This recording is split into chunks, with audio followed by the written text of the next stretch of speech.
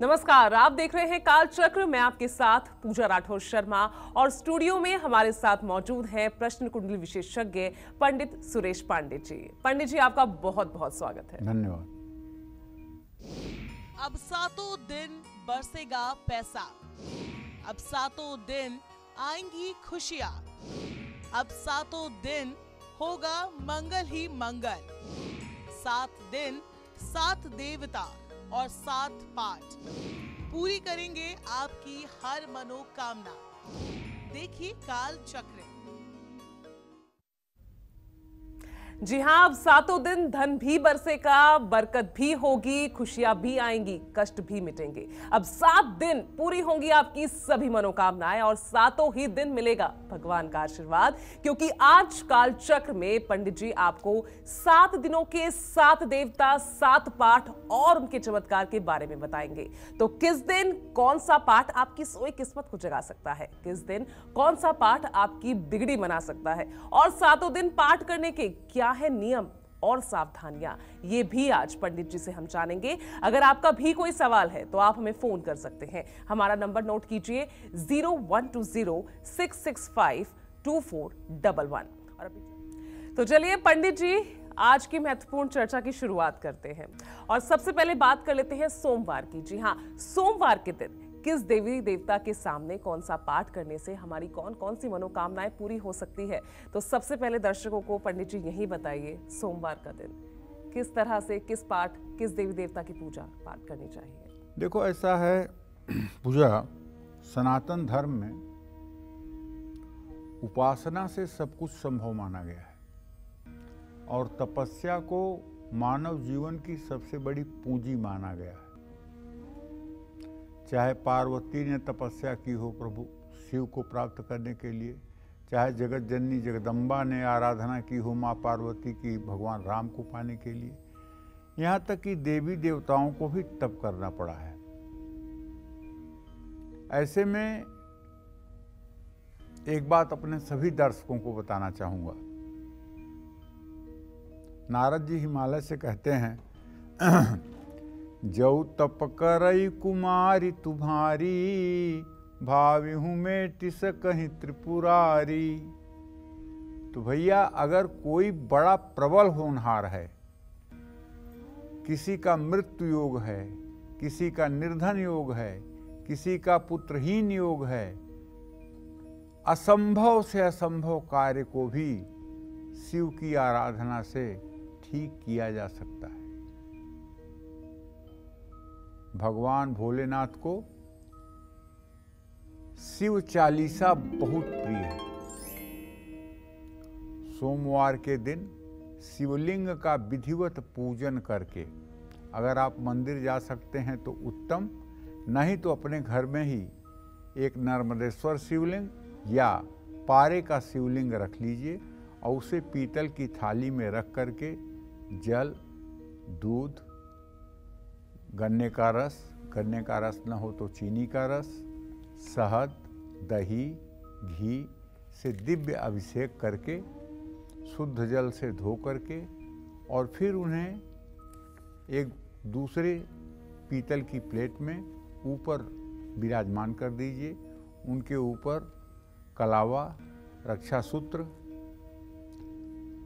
हल्दी मत चढ़ाइएगा शिव जी को। शिव जी संहार के देवता हैं, इन्हें हल्दी नहीं चढ़ाई जाती। हल्दी जमीन में से पैदा होती है, इन्हें भस्म विभूति चढ़ाई जाती है। जहाँ हल्दी का नंबर आए वहाँ भस्म विभूति चढ़ाइएगा और शिव चालीसा का पाठ करिएगा। सोमवार के दिन शिव चालीसा का पाठ करने से पाप ताप से मुक्ति मिलती है, रोग से मुक्ति मिलती है, लंबी आयु मिलती है।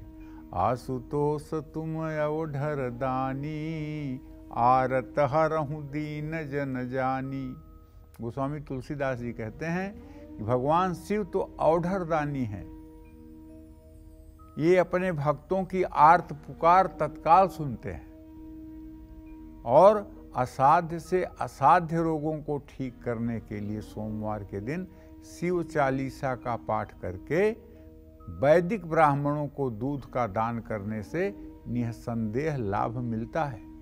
अगर आपको कोई वैदिक ब्राह्मण नहीं मिलता है तो शिव मंदिर के पुजारी को भी आप दूध और चीनी ले जा करके दान करेंगे तो उसका लाभ आपको मिलेगा। शिव चालीसा के पाठ के साथ साथ पितरों को अगर तिलांजलि दी जाए तो इससे सारे ग्रह दोष समाप्त हो जाते हैं। काला तिल जल में मिला करके अगर पितरों का तर्पण किया जाए तो निश्चित रूप से पितर जो प्रेत योनि में भटक रहे हैं उन्हें भी राहत मिलती है। ओम त्र्यंबकम यजामहे सुगंधिम पुष्टिवर्धनम उर्वारुकमिव बंधनान् मृत्योर्मुक्षीयमामृतात्। ओम नमः शिवाय। महामृत्युंजय मंत्र के साथ शिव चालीसा का पाठ करने से सुख, समृद्धि और संतान का सुख मिलता है। अधिकार, राजसत्ता, राजनीतिक शक्ति और प्रशासनिक शक्तियां पाने के लिए शिव चालीसा का पाठ जरूर करना चाहिए। और शिव चालीसा का पाठ करने के बाद 2 मिनट के लिए भगवान शिव का आपको मानस पूजा भी करनी चाहिए। रत्नैकल्पितमासनं हिमजलैः स्नानं च दिव्यांबरं नानारत्न विभूषितं मृगमदामोदांकितं चंदनं जाति चंपक बिल्वपत्ररचितं पुष्पं च धूपं तथा दीपम देवदयानिधे पशुपते हितकल्पितं गृह्यताम्।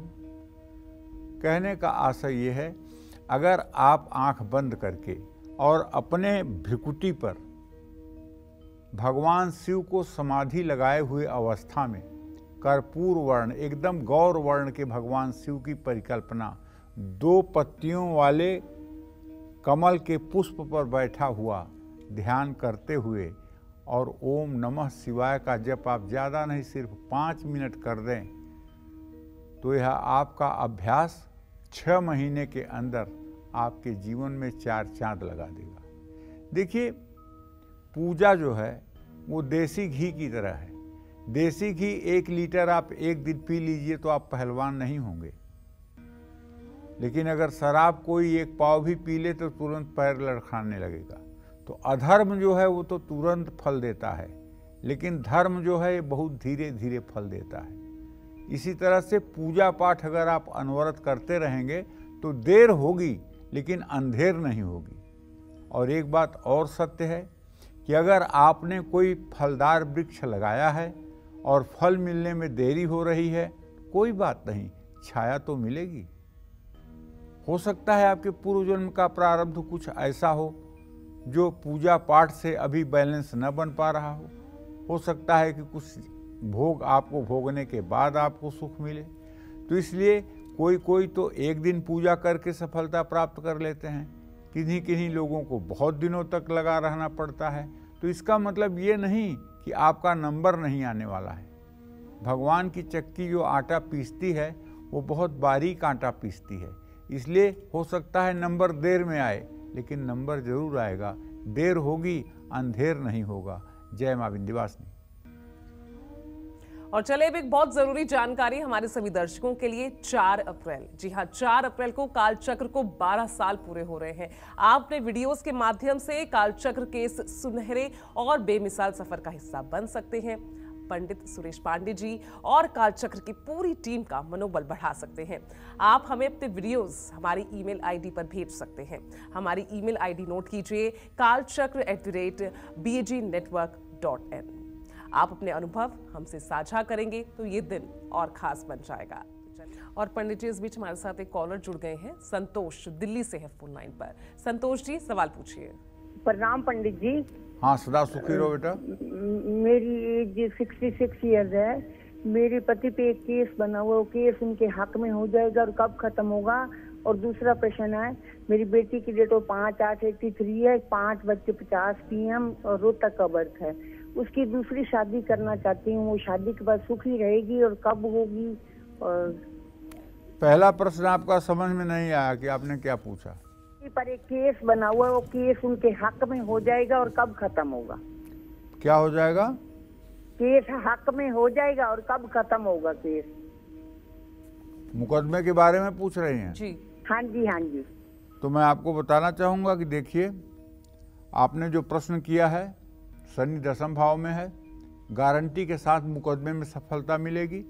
23 फरवरी 2025 के पहले फैसला हो जाएगा और न्याय मिलेगा, आपके पक्ष में फैसला होगा, इसमें कोई दो राय नहीं है।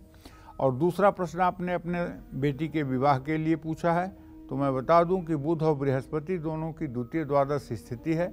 अभी थोड़ा समय है, नवंबर दिसंबर तक प्रयास करिए, बेटी का पुनः विवाह हो जाएगा और इस बार के विवाह में वो सुखी रहेगी, इसमें कोई संदेह नहीं है।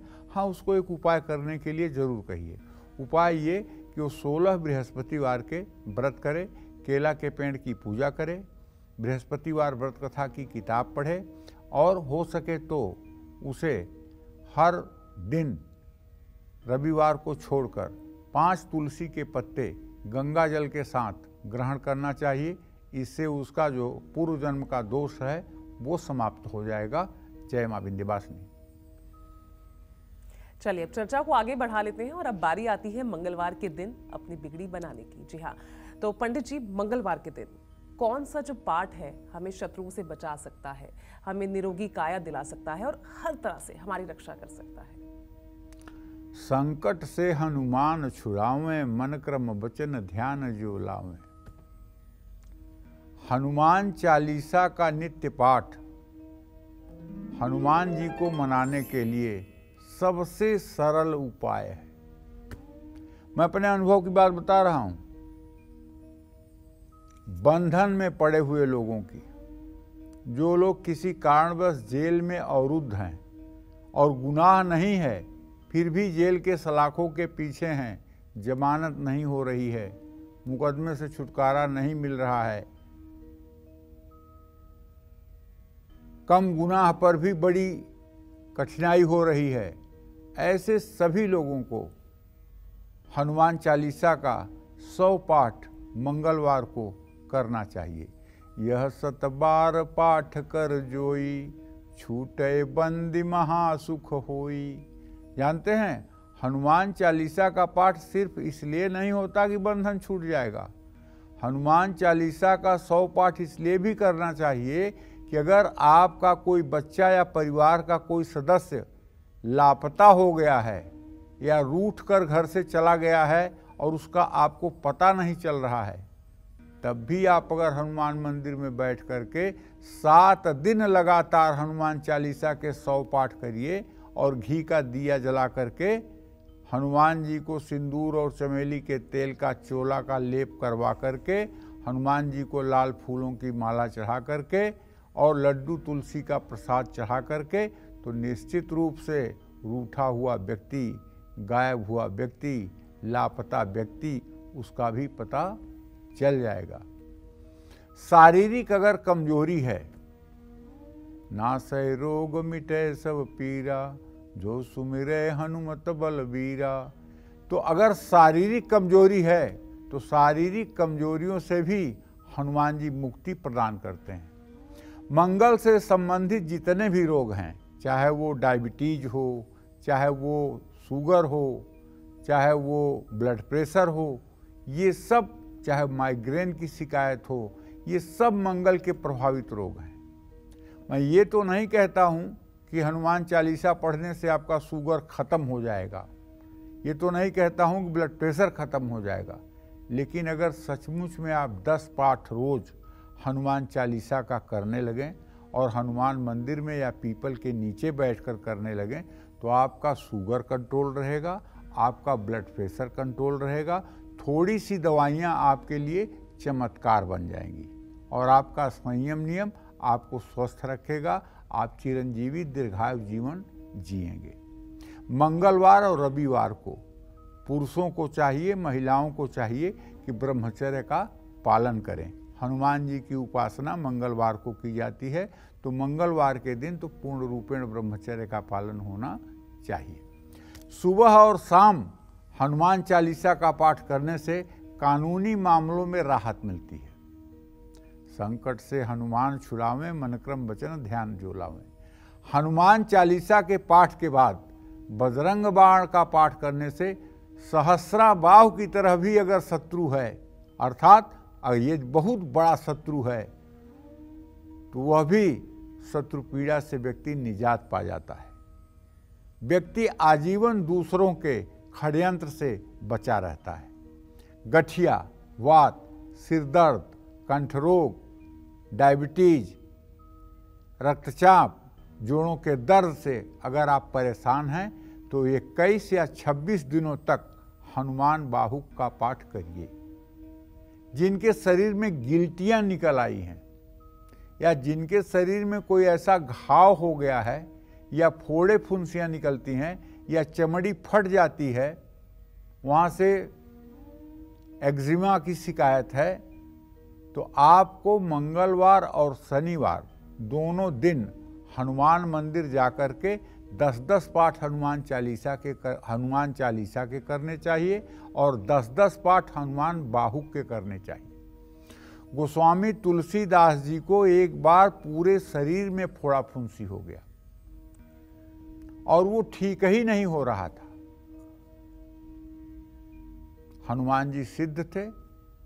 गोस्वामी तुलसीदास को जितनी रामचरितमानस की रचना तुलसीदास जी ने की है, कहा जाता है कि हनुमान जी ने सब कुछ बताया है उन्हें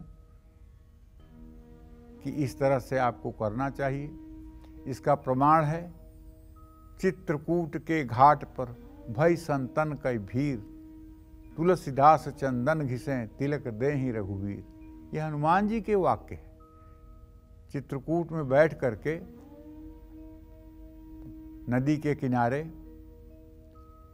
तुलसीदास जी चंदन घिसते थे, राम लक्ष्मण आकर चंदन लगवा कर चले जाते थे।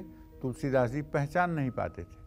हनुमान जी से कहते थे कि आप प्रभु श्री राम के दर्शन नहीं करवा रहे हैं। हनुमान जी कहते थे अरे मैं, वो लोग तो आते हैं चंदन लगवाते हैं चले जाते हैं। बोले अच्छा ठीक है, तो आप मुझे बताइएगा कब आते हैं। तो जब आए तो तोते के रूप में हनुमान जी ने कहा, चित्रकूट के घाट पर भई संतन कई भीर, तुलसीदास चंदन घिसे तिलक देहि रघुवीर। तो उस समय प्रभु श्री राम को चंदन लगा रहे थे। तुलसीदास जी चरण पकड़कर बैठ गए और उनको दर्शन मिल गया।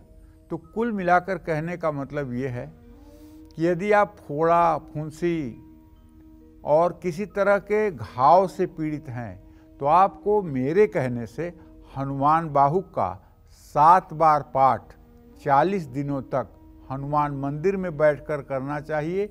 यदि असाध्य से असाध्य घाव है वो भी छोटी से छोटी इलाज के तहत ठीक हो जाएगा। शनिवार हनुमान मंदिर जाकर हनुमान चालीसा का पाठ करना चाहिए। हनुमान जी को गुड़ और भीगे हुए चने का भोग लगाने से भी घर में सुख शांति रहती है। और हनुमान जी की उपासना तो आप समझ ही रहे हैं, कलयुग में हनुमान जी से ज़्यादा कोई प्रत्यक्ष देवता नहीं है। उसका उदाहरण इस समय आपको बागेश्वर धाम वाले धीरेन्द्र कृष्ण शास्त्री हैं। हनुमान जी की उनके ऊपर कृपा है। आप देखिए किस तरह से आपकी मन की बातें वो जान जाते हैं, किस तरह से उनका आशीर्वाद फलीभूत हो रहा है। वो सिर्फ हनुमान जी की कृपा से संभव है। हनुमान जी कलयुग के प्रत्यक्ष देवता हैं और जो भी व्यक्ति हनुमान जी की उपासना करता है उसके जीवन में ऋण, रोग और दरिद्रता का कोई स्थान नहीं होता है। जय मां विंध्यवासिनी। तो चलिए चर्चा को आगे बढ़ाते हुए अब बात कर लेते हैं बुधवार की। तो बुधवार के दिन पंडित जी कौन सा पाठ, कैसे हम भगवान को प्रसन्न कर सकते हैं? बुधेन बुद्धि सदनर्थ संस्था। बुध बुद्धि का कारक ग्रह है और बुधवार का दिन जो है वो बुध का दिन है। और बुधवार के दिन के जो देवता हैं वो भगवान गणेश और श्रीहरि विष्णु हैं। जो लोग शिक्षा के क्षेत्र में हैं या बौद्धिक कार्य करते हैं, बुद्धिमत्ता का कार्य करते हैं, ऐसे सभी लोगों को, खास करके वकालत पेशे में रहने वाले लोगों को, जिनकी तर्क शक्ति और जिनकी वाक्पटुता अच्छी होनी चाहिए, ऐसे लोगों को नित्य गणेश चालीसा का पाठ करना चाहिए। गणेश चालीसा का पाठ करने से धन और समृद्धि दोनों साथ साथ मिलती है। भगवान गणेश की विशेष कृपा भी मिलती है। बुधवार को भगवान गणेश को दुर्वा के साथ मोदक का भोग लगाएं। जानते हैं जब आप गणेश अथर्वशीर्ष पढ़ते हैं तो उसमें लिखा हुआ है कि जो दुर्वा से गणेश जी का अर्चन करता है वो वैश्रवण माने कुबेर के समान धनवान हो जाता है। कुबेर के समान धनवान हो जाता है। आप सोचिए कुबेर कौन है? लक्ष्मी जी के सचिव हैं। जैसे यहाँ गवर्नर होता है, बिना उसके दस्तखत से पैसा नहीं चलता है, नोट नहीं चलता है, वैसे लक्ष्मी जी के सचिव जो है वो कुबेर हैं। जो दुर्वांकुर 1000 दुर्वांकुर से गणेश जी के 1000 नामों से पूजन करता है, ऐसा व्यक्ति निसंदेह ऐश्वर्य का भागीदार बन जाता है। लेकिन एक दिन में चमत्कार नहीं होगा। ये मत कहिएगा कि मैंने एक दिन 1000 दुर्वा चढ़ा दिया तो चमत्कार हो गया। हर चतुर्थी पर, कृष्ण पक्ष और शुक्ल पक्ष की चतुर्थी पर गणेश जी के चित्र के सामने, गणेश जी की मूर्ति के सामने विधिवत पूजा करके अगर आप गणेश जी के 1000 नामों से दुर्वांकुर चढ़ाएंगे तो 1 साल के अंदर आपकी दरिद्रता भी समाप्त हो जाएगी, आप कर्ज से भी मुक्त हो जाएंगे और आपके जीवन का नया सवेरा भी हो जाएगा। लेकिन लड्डू का भी भोग लगाइएगा। गणेश चालीसा का पाठ कर सकते हैं, आपकी सभी मनोकामनाएं पूरी हो जाएंगी।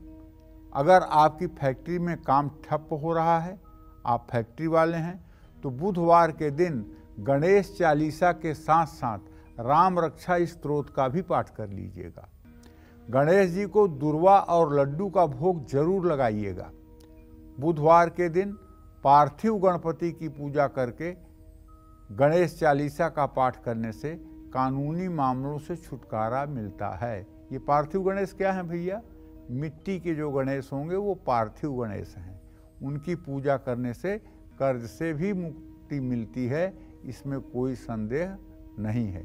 और यदि इसके साथ साथ राम रक्षा स्तोत्र का भी पाठ किया जाए और राम दरबार की भी पूजा की जाए, तो पढ़ाई में यदि आपको व्यवधान आ रहा है तो मैं विश्वास के साथ कह सकता हूँ, यदि आपके संतान की पढ़ाई में व्यवधान है या स्वयं आपकी पढ़ाई में व्यवधान है, पढ़ा हुआ आप भूल जाते हैं, सब कुछ आपको आता है, परीक्षा में आप लिख नहीं पाते हैं, तब तो आपके लिए गणेश चालीसा और गणेश अथर्वशीर्ष का पाठ वरदान साबित होगा। जय मां विंध्यवासिनी। चलिए, इस बीच एक कॉलर हमारे साथ हैं फोन लाइन पर, नोएडा से सौरभ हैं। सौरभ जी पूछिए सवाल। पंडित जी जय विंध्यवासिनी। जय मां विंध्यवासिनी। सौरभ जी जोर से बोलिएगा। हाँ पंडित जी, आपकी माता जी का सुना तो बड़ा दुख लगा, भगवान उनको अपने चरणों में स्थान दे। जी पंडित जी, मेरा नाम सौरभ कंसल है, डेट ऑफ बर्थ 7/6/1980 जी, और पैदाइश मेरठ की है और टाइम है 1:35 सुबह का। जी जी। हमारे घर से दवाइयाँ नहीं निकलती हैं बिल्कुल भी। कभी मदर बीमार रहती है, कभी मैं बीमार रहता हूँ, दवाइयों से घिरे रहते हैं हम बिल्कुल। और देखो, ऐसा है सौरभ, आप सही कह रहे हो। आपके कुटुंब भाव का स्वामी बृहस्पति सूर्य के साथ है और इस समय बृहस्पति अस्त है। अगर कुटुंब भाव का स्वामी अस्त हो तो परिवार में सचमुच में रोग डेरा डाले रहता है। आप अगर रोग से मुक्त होना चाहते हो तो उपाय तो थोड़ा सा कठिन है, लेकिन गारंटी इस बात की है कि उपाय से लाभ जरूर मिलेगा। एक शालिक राम की शिला होती है जो सत्यनारायण भगवान की पूजा में पंडित जी लोग घर लेकर के आते हैं।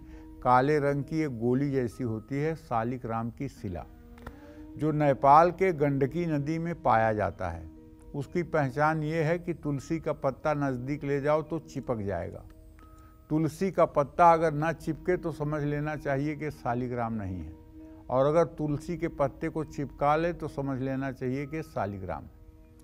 शालिग्राम की शिला को जल से स्नान कराइए और वो जो जल है उसको तुलसी के साथ पूरे परिवार के लोगों को ग्रहण कराइए। ये उपाय आप 40 दिन करिए और दवाई जितनी भी है घर में उसे पश्चिम उत्तर के कोने पर रखिए। जब दवा खाना हो तो जाकर के वहीं से दवा ले आइए और उसको खाइए। और एक बार माघ महीने में आने वाली महाशिवरात्रि पर और सावन महीने की शिवरात्रि पर अपने घर में मिट्टी का शिवलिंग बना करके शिवलिंग का अभिषेक करिए, रुद्राभिषेक जिसको कहते हैं। ये 2 उपाय अगर आप कर लें तो आपके घर से बीमारी सचमुच में सदा सर्वदा के लिए विदा हो जाएगी और आपका परिवार सुख चैन से रहेगा। जय मां विंध्यवासिनी। चलिए अब चर्चा को आगे बढ़ाते हैं और अब बात करेंगे गुरुवार की। जी हाँ, गुरुवार के दिन कौन सा पाठ हमारे मन, सेहत और धन पर गहरा असर डालता है, जानते हैं पंडित जी से। तो पंडित जी, गुरुवार के दिन कौन सा पाठ लाभकारी साबित होगा? देखिए, मैं गुरुवार के उपाय बताऊं उसके पहले आप सभी दर्शकों को एक जरूरी सूचना देना चाहता हूं। वो जरूरी सूचना ये है कि 4 अप्रैल को कालचक्र 12 साल पूरा करेगा। आप लोगों का प्रेम, स्नेह, आशीर्वाद है कि ये 12 वर्षों से अनवरत आगे बढ़ रहा है और इसी आप लोगों के प्रेम, स्नेह और आशीर्वाद को देखते हुए कालचक्र की टीम ने फाइनल किया है, फैसला लिया है कि आप लोग अपने 12 साल का कालचक्र देखने का अनुभव, उसे अपने जीवन शैली में उतारने के बाद का परिवर्तन और उससे सनातन धर्म का ज्ञान, आपको क्या हुआ है, आपने कैसे लाभ प्राप्त किया है, आपके जीवन में क्या परिवर्तन आए हैं, इन सब चीज़ों का 2.5 मिनट का एक वीडियो बना करके अगर आप हमारे ईमेल पर भेजेंगे, हमारा ईमेल का मतलब जो टीवी पर आपको दिखाया जा रहा है, kalchakra@bag.in, इस ईमेल पर अगर आप भेजेंगे तो 4 अप्रैल को वो वीडियो आपका हम टेलीविज़न पर दिखाएंगे। टेलीविज़न पर आपका वीडियो दिखाएंगे, कार्यक्रम तो होगा ही, वीडियो पर आपका कार्यक्रम दिखाएंगे। 4 तारीख 4 अप्रैल 12 वर्ष पूरे कर रहा है, उस दिन हम ज़्यादा से ज़्यादा आप लोगों का ही वीडियो चलाएंगे। तो अगर अभी तक आपने अपना वीडियो नहीं भेजा है तो आप अपना वीडियो भेजिए, जिससे 4 अप्रैल को आपके भी अनुभव से पूरा दर्शक समाज लाभ पा सके। चलिए अब विषय पर आता हूँ। गुरुवार के दिन विष्णु अवतारी भगवान राम की चालीसा का पाठ करना चाहिए। भगवान राम की चालीसा का पाठ करने से बुरे विचारों से मुक्ति मिलती है। भगवान राम मर्यादा पुरुषोत्तम हैं। उनकी पूजा उपासना करने से व्यक्ति के अंदर मर्यादा की वृद्धि होती है। पूजा घर में राम दरबार की फोटो रखना चाहिए, राम चालीसा का पाठ करना चाहिए। राम चालीसा का पाठ करने के बाद हनुमान चालीसा का भी पाठ करना चाहिए। धर्मस्थान में हनुमान चालीसा और राम चालीसा की 40-40 पुस्तकें भी बांटनी चाहिए। नौकरी में आ रही सारी बाधाएं इससे समाप्त हो जाएंगी। आजीविका के क्षेत्र में आपको कोई दिक्कत नहीं होगी, इसलिए आप निश्चिंत होकर के राम चालीसा का पाठ बृहस्पतिवार को जरूर करें। जय मां विंध्यवासिनी। चलिए अब बात कर लेते हैं शुक्रवार की। तो पंडित जी, शुक्रवार के दिन कौन सा पाठ सबसे असरदार साबित होता है? शुक्रवार, इसकी अधिष्ठात्री देवी महालक्ष्मी है, दुर्गा है। शुक्रवार के दिन दुर्गा चालीसा का पाठ करने से सारी परेशानियां खत्म होती हैं। नवदुर्गा का ध्यान करते हुए दुर्गा चालीसा का पाठ करने से सारे ग्रह दोष समाप्त हो जाते हैं।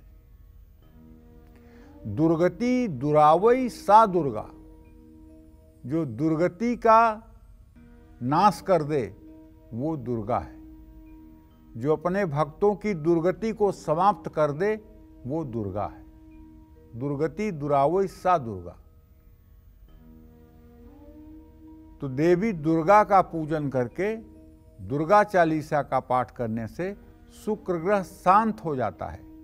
यदि आपकी जन्म कुंडली में शुक्र नीच राशि में है, शुक्र अस्त है, शुक्र पाप ग्रहों से पीड़ित है, शुक्र के ऊपर शनि की दृष्टि है, जानते हैं इससे क्या क्या होता है? शुक्र ग्रह जब खराब होता है तो नेत्र संबंधी विकार होता है। बचपन में ही ऐसे बच्चों के आंख पर चश्मा चढ़ जाता है।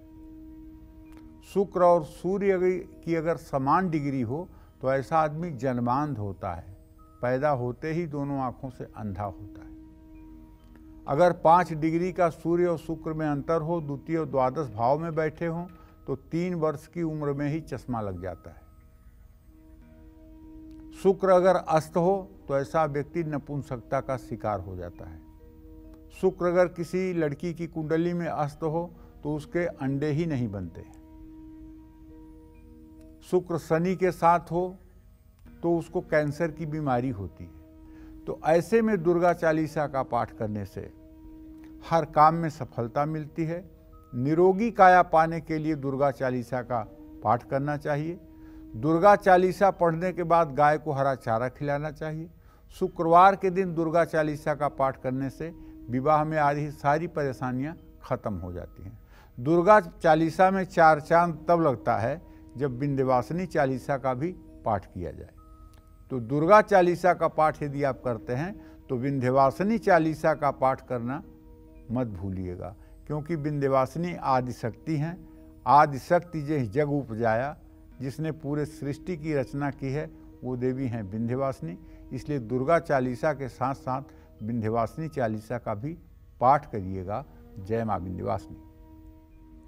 तो चलिए चर्चा को आगे बढ़ाते हैं और अब बात होगी शनिवार की। जी हाँ, क्या कोई ऐसा पाठ भी है जिसे पढ़ने से शनि की ढैया, साढ़े साती और महादशा में बुरे प्रभावों से बचा जा सकता है? कौन सा है वो पाठ जिन्हें शनिवार के दिन पढ़ने से हमारी तमाम ये समस्याएं दूर हो जाती है? बताइए पंडित जी, बहुत अहम सवाल।